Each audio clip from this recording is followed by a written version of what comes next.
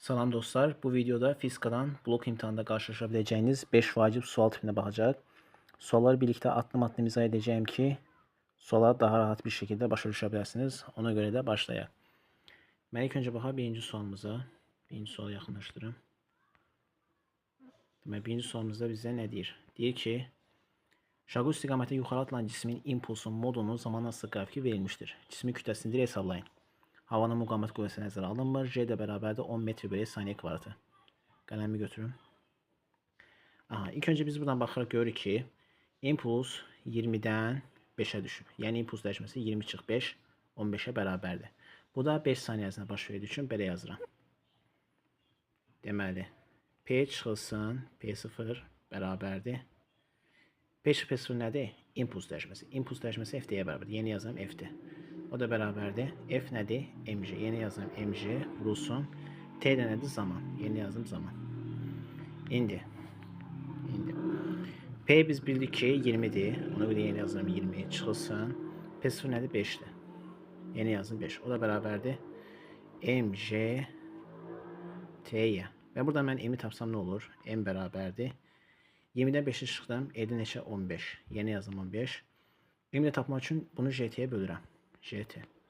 İndi 15 olduğu kimi qalır. J nə qədərdir? 10. Bizə qrafikdən bildiyimiz kimi impuls 20'den 5'e dəyişəndə bu 5 saniyədə baş verdiyi üçün yeni yazıram 5. O da bərabərdir. 15 bölünsün. 5 ona vuranda nə qədər edir? 50. Yeni yazıram 50. O da bərabərdir 0.3 kilogram. Deməli cavabımız nə qədər olacaq? 0.3, yəni Y variantı. Sualı bir dənə təkrar izah edirəm. Deməli ilk öncə impuls dəyişməsi 20'den 5'e düşüb. Yəni impuls dəyişməsi 15'dir. Və bu da 5 saniyədə baş verib. Ona görə yeni yazıram. P çıx P0 bərabərdir FT. F də nədir? mg. Yeni yazdım mgt. 20 çıx 5 bərabərdir mgt-yə. M də buradan tapanda 20 çıx 5 15 bölünsün. gt. 15 də böləm nəyə? J 10'du. T də 5'dir. 15'i böləm 50'yə. 15'i 50'yə də böləndə nə qədər edir? 0.3. Ona görə cavabımız olacaq 0.3, yəni Y variantı. İndi bir dənə buranı pozaq.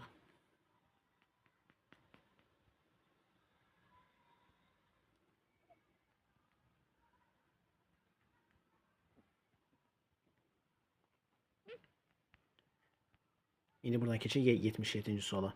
Deyək ki, şarı yuxarı atılmış mərmi traktorun ən yuxarı nöqtəsində M1 bərabərdir M və M2 bərabərdir 2M olan iki qəlpəyə parçalandı. Partlayış anında qəlpələrdən birincisinin kinetik enerjisi Y olarsa, ikincisinin kinetik enerjisi nəyə bərabər olar? İlk öncə, əgər bir qəlpə yuxarı atılırsa və orada parçalanırsa, yəni iki yerə, yəni partlayış anında iki yerə parçalanırsa, burada impulsu saxlama qanunu ödənilir. Yəni, birincisi P1-dirsə, qələm götürüm, birincisi P1-dirsə, digərsə P2-dirsə, buna impulslar birinə bərabər, yəni P1 bərabərdir P2. İndi bizə kinetik enerji soruşduğundan biz kinetik enerjinin impulsla M ilə bağlı olan düsturunu yazırıq. Bu da hansı düsturdur? Deməli, Y kinetik bərabərdir P kvadratı bölünsün 2M. Bu düsturu yazmış oluq. Çünki həm impuls həm kütlə var. İndi bizdə impulsa bərabərdir. Yəni impulsa toxunmuruq. Y kinetik də gördüyümüz kimi məxrəcdən tərs asılı. Yəni kütlə məxrəcdə olduğu üçün məxrəcdən tərs asılı. Yəni Y1 bölünsün Y2 bərabərdir nəyə? M2 bölünsün M1-ə. M2 nə qədərdir? 2M. Yeni yazırıq 2M. Bölünsün M1 nə qədərdir? M. M-lə ixtisar gedir. Qalır neçə? 2. Yəni Y1 bölünsün Y2 bərabərdir 2. Və mən buradan Y2-ni tapsam nə olar? Çünki bizdən ikinci kinetik enerji soruşur. Y1 bölünsün 2'ye. Y1 bizə nə qədər verir şərtdə? Y. Ona görə yeni yazıram Y. Bölünsün 2 olduğu kimi qalır. Deməli cavabımız olan neçə? Y bölünsün 2. Yəni C variantı. Sonra bir də təkrar izah edirəm. Deməli ilk öncə partlayış anında qəlpə ikiyə parçalanır. Ona görə impulslar bərabər. Yəni P1 bərabərdir P2. M1 M'dir, M2 də 2 M'dir. Və bizdən soruşur birinci kinetik enerjisi Y olarsa ikincini tap. Bizdə nə elədik? Y2 bərabərdir P kvadrat bölünsün 2 düsturunu yazır çünki impulslar bərabərdir. M də olduğu kimi qalır. Y1 bölü Y2 bərabərdir M2 bölü M1. Çünki Y kineti M-dən tərs asılıdır. M2 2 M'dir, M1 də M'dir. M-lər gedir qalır 2. Y1 bölünsün Y2 bərabərdir 2 isə Y2-ni tapanda Y1 bölünsün 2. Yəni Y bölünsün 2. Cavabımız olacaq Y bölü 2, yəni C variantı. Yəni bu cür tapmış oluruq. Bunu sileyim.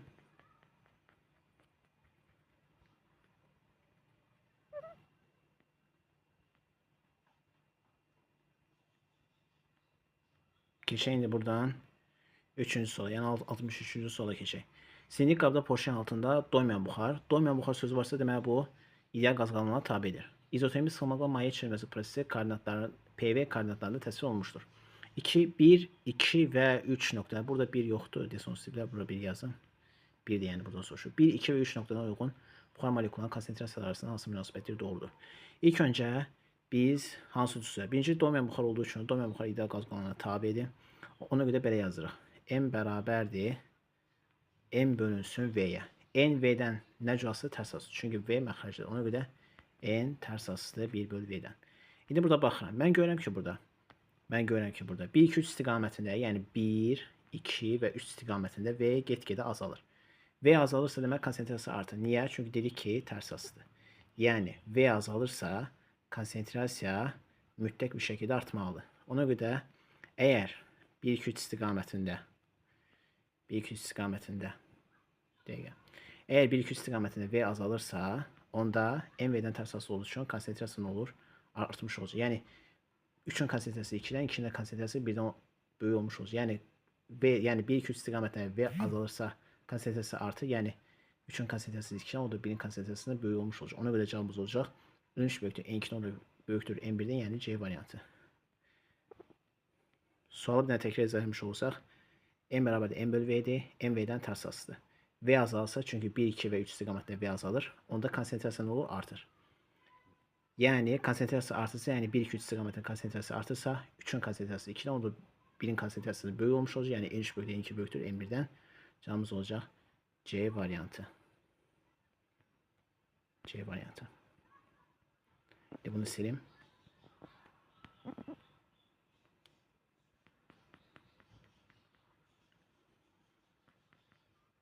İndi keçək buradan 79-cu sualımıza. Deməli, qələmi götürüm. Deyək ki, diametrə eyni olan, diametrə eyni isə yazıram. D1 bərabərdir D2-yə. D1 bərabərdir D2-yə. Diametrə eyni olan alüminium məftillərdən yüksək asılmışdır. Birinci məftilin nisbi uzanması epsilon 1 bərabər 0,2 olarsa, ikinci məftilin nisbi uzanmasını direkt hesablayın. İlk öncə mən nə edirəm? Belə bir üsul yazıram. Birincisi burada bək cisimlə verildiyi üçün yazıram. Sigma bərabərdir epsilon y-yə. Buradan epsilon tapsam nə olur? Sigma bölünsün y-yə. Sigma bölünsün y. İndi burada yuxarıda belə bir dənə düstur yazacağım mən. Bunu tam bu cür yazım. F bərabərdir sigma s. Deməli, buradan sigma tapsam nə olur? F bölünsün s-ə. F nədir? mg. Yəni yazdım mg. S nədir? Sahədir. Yəni pi-də kvadrat bölünsün 4. Əslində normalda indi biz tam ola bilmirik. Kvadratdır. Yəni bunun bu kubun altı kvadratdırmı yoxsa dairədirmi o tam haqqında məlumatımız olmadığı üçün mən də ki pi-də kvadratı bölünsün 4 yazıram. Deməli olur 4 mg bölək pi-də kvadratı. İndi həm bu 4 mg bölək pi-də kvadratı mən bu düsturda yeni yazıram. Olur nə? 4 mg bölək pi-də kvadratı vurulsun y-yə. İndi mən də bilirəm ki bu düsturdan, yəni son düstur belə bir düstur almış olur. Bunu burada yazın tam olaraq. Epsilon bərabərdir 4 mg bölək pi-də kvadratı y-yə. Mən görürəm ki pi sabitdir. 3'dür. Sabit qiymətli, o dəyişmir. D də sabitdir çünki bizə şərtdə verib diametr eynidir. Y Young modulu sabitdir. Bu da eynidir. J sərbəst tərcih, bu da sabitdir. 4 olsa sabit qiymətli, bu da sabitdir. Amma epsilon m-dən düz asıdır. Yəni m-ə görə hesablayacaq. Ona görə burada yazıram. Epsilon 1 bölünsün epsilon 2 bərabərdir m1 bölünsün m2'yə. M1 bizə nə qədər verib? M. Ona görə yeni yazıram. M bölünsün m2 nə qədərdir? 2. Burada m-lə ixtisar gedir. Qalan neçə? 2 ilə 1. O zaman buradan epsilon 2'ni tapsam nə olar? Epsilon 2 bərabərdir 2 epsilon 1. Yəni 2 vuraq. Epsilon 1 nə qədərdir? 0,2. Yəni yazdım 0,2. O da bərabərdir neçəyə? 0,4'ə. Cavabımız olur 0,4. 0,4. Cavabımız olur neçə? 0,4. Yəni cavabımız olur 0,4. Bir dənə təkrar izah edirəm. Əgər kiməsə aydın olmazsa Birinci diametri eyni verilmişdir. Ona göre yazı D1 bərabərdir D2. Epsilonda, sigmada epsilon y'de, epsilon tapdı sigma bölsün y. Ve bizde böyle bir soru var. F bərabər sigma s. Sigma buna tapsam F bölsün s. Yani F mg'dir. S de pi d kvadrat bölsün 4. Y ne yazında olur? 4 mg bölsün pi d kvadratı. Sonra epsilon bərabərdir sigma bölsün y'de biz bunu nəzərə alır və buraya yazırıq. Yazırıq ki 4 mg bölü pi d kvadratı vurulsun y'ye. Bizə bilir ki buradan görürük ki bütün kəmiyyətlər sabitdir. Bir dənə m-dən var. Ona göre yazır. Epsilon 1 bölsün epsilon 2 bərabərdir m1 bölü m2. Niye bu nisbəti yazan? Çünki burada kütlənə verilib. Epsilonda kütləni tapmaq daha da rahat. Yəni düzsə kütlə verdiyi üçün və burada da kütlə verdiyi üçün epsilonu kütləni tapmaq olur. Yəni ona görə yazırıq. M1 bölünsün M2 o da bərabərdir. M bölünsün 2M yəni 2'də 1. Epsilon 2'də bərabərdir 2. Epsilon 1 yəni 2 bıraq. 0,2 o da bərabərdir 0,4. Deməli cavabımız olacaq 0,4. Buranı sileyim.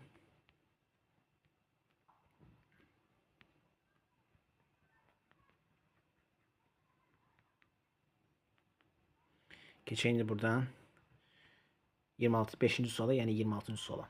Birinci elektrik sahəsinin intensivi Y bərabər 20 kV bölsün metr olarsa F2 potensialını hesablayın. Deməli ilk öncə mən burada nə? Birinci mən burada Y'ni düzsün yazam. Y qələmi götürüm. Y bərabərdir U bölünsün D'yə. U nədir? Volt, yəni vahidi voltdur. Və bu bir yandan da potensiallar fərqidir. Çünki potensiallar fərqinin vahidi volt. Ona görə mən onun yerinə potensiallar fərqini hesablayıram. Yəni F1 çıxsın F2. Bölünsün. D də olduğu kimi qalır. Çünki məsafədir. Yəni bunu dəyişməyə bu olduğu kimi qalır. F1 çıxsın F2'ni buradan tapsam nə olur? İntensivi yəni Y vurulsun D yəni məsafə. İndi buradan F1 çıxsın F2. Nəyə bölmüş olur? Y nə qədərdir? 20 kV bölsün metr. Onu görə yeni yazalım 20. Vurulsun D nə qədərdir? Buradan baxaq. 2 cm. Bunu da metr çevirəm olur 0,2 metr. Yəni yeni yazıram. 0,2 metr. Yəni vurulsun 0,2. Sonra F1 çıxsın F2 nəyə bərabər olmuş olur? Y-ni 0,2'ye vuram olur 0,4. Dəqiqə bunu tam silin. Aha. 0,4. İndi F1 çıxı F2 0,4. Mən buradan F2'ni tapmış olsam nəyə bərabər olur? F1 çıxsın 0,4 yox, bağışın inşallah 0,4'dür. 0,4. Aha, F1 çıxsın 0,4. O da bərabərdir. F1 bizə verib 2 kV. Yəni yeni yazıram 2. Çıxsın. Bu da 0,4 olduğu kimi qalır. Cavabımız olan işə 1/6. Cavabımız olacaq 1/6. 1/6'lar da var. B variantında var. Cavabımız olacaq B variantı. Sualı bir də təkrar izləyəm. Y bərabərdir U bölünsün D'dir. U nədir? Potensiallar fərqidir. Ona görə yeni yazılan F1 çıxsın F2 bölünsün D. Sonra F1 çıx F2 bərabərdir Y'dir. Buradan mən bunu tapdım. Sonra F1 çıx F2 bərabərdir Y 20 kV-dur. Yeni yazıram 20. D də 2 cm yəni 0,2 metr. Yeni yazdım 0,2. Y'ni də 0,2'ye vuram. Elir 0,4. F1 çıx F2 0,4'dür. F2'ni buradan tapsam F1 çıxsın 0,4. Yəni 2 çıxsın 0,4 o da bərabərdir 1,6. Buradan 1,6'ını tapdım. Deməli F2 nəyə bərabər olmuş olacaq? 1,6. Yəni cavabımız olacaq burada 1,6. Beləliklə biz bu videoda fizikadan blok imtahanında qarşılaşa biləcəyiniz 5 vacib sual tipinə baxdıq. Ümid edirəm ki bu videonun sizə bir faydası oldu. Əgər belə videoların davamını istəyirsinizsə videonu bəyənməyi və kanala abunə olmağı unutmayın. Növbəti videoda görüşənədək sağ olun, salamatçılıqla qalın.